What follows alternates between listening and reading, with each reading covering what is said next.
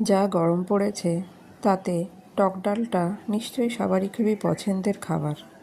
আমার তো অবশ্যই। তার জন্য আমি এখানে কাঁচা আম কেটে ধুয়ে পরিষ্কার করে নিয়েছি।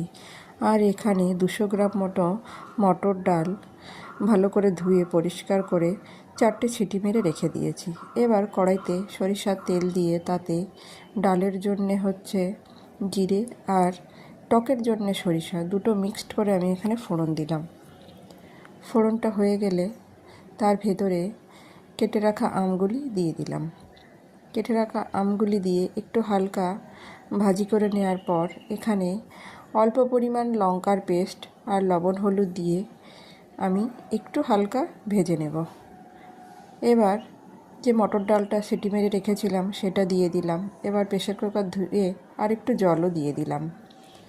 আমি এখানে লঙ্কা কম ব্যবহার করেছি, যেহেতু টক ডাল তাই লঙ্কাটা যতটা পারবেন ততটা কম দিয়েই খাওয়ার চেষ্টা করবেন।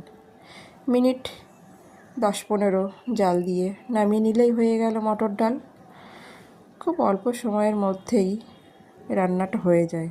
খুব সম্ভবত বড়জোর হবে 20 থেকে 25 মিনিট।